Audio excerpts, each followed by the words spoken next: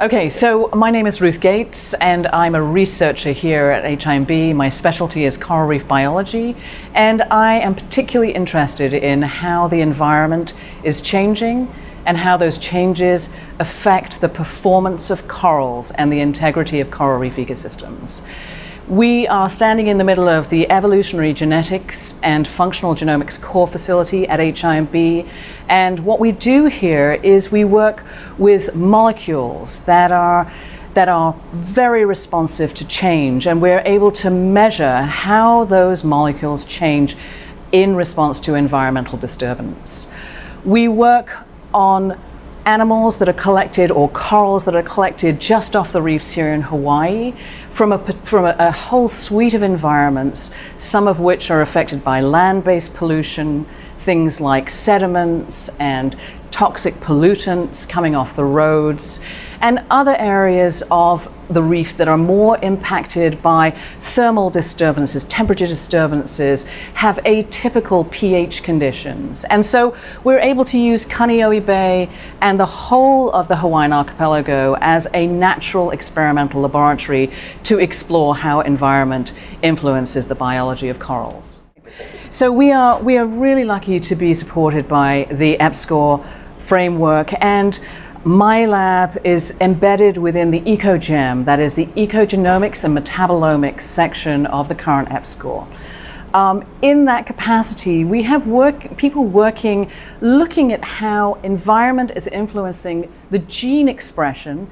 The genes control all of the production of molecules that form the functional traits of an organism.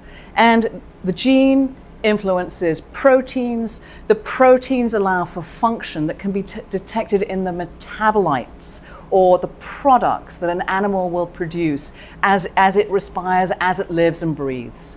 So we're connecting genes to metabolites, looking for signals in organism that tell us what their environmental conditions are, how healthy they are, whether their health is declining, and we are able to detect those declines prior to any visible signal in the animal itself. So the reason we look at these very, very small scales is to proactively assess the health of an organism, much like we would do with human health taking a blood pressure. So when we take a blood pressure, the human generally doesn't have any symptoms of being in trouble, but with that knowledge, we can say, yes, this person's in an area of health that might indicate that something is wrong. So our goal is to proactively monitor coral reefs or corals specifically, and by default then the health of the entire ecosystem, using these biomarkers that tell you something about the health state prior to any symptom being visible.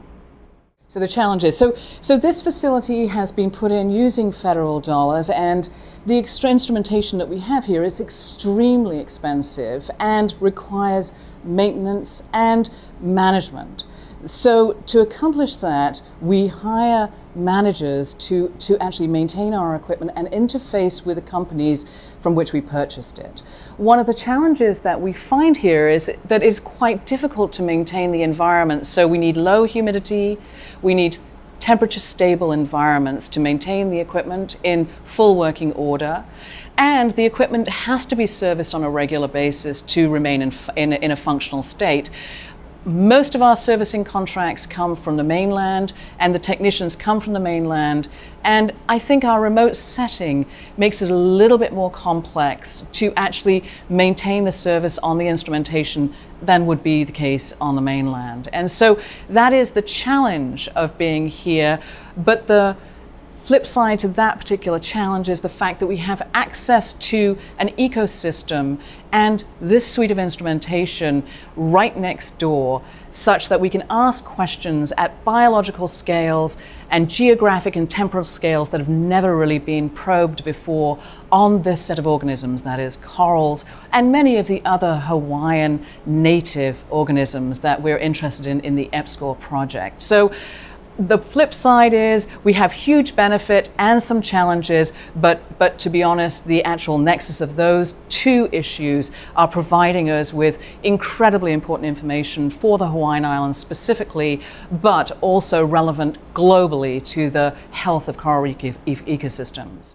So we're standing inside of our temperature and CO2 challenge facility. So we use this facility to mimic the conditions that are predicted with climate change for ocean pH and temperature.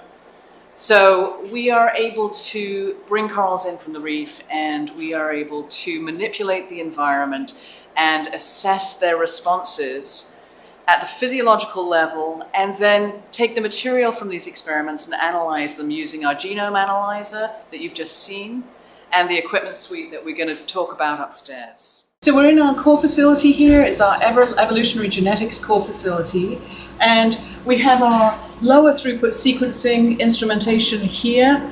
This instrumentation is linked to our high throughput new Illumina genome sequencer, which we just looked at down in the NSF lab. We have quantitative PCR that allows us to essentially look at the relative abundance of a particular gene in an organism. So if we're looking at corals, say over an environmental gradient, and we're looking at a gene that we think might be important in terms of the way that it's functioning, we will be looking for the relative expression of that gene in different samples, and we'll assess that using this instrumentation over here. We have a lot of centrifugation. This is an ultra-cold centrifuge. We have lyophilization. We can freeze dry things here.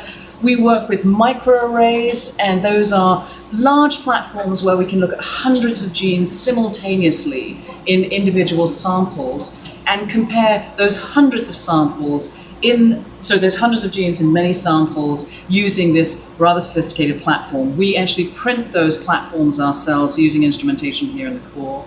And then we have a lot of traditional molecular biology equipment that allows us to ensure that each sample is treated in such a way that we don't cross-contaminate. That's what you see in the corner there with a hood. So this is sort of an essential suite of equipment, plate readers. We have things that allow us to assess the concentrations of the molecules that we're looking at, the DNA, the RNA, or the protein.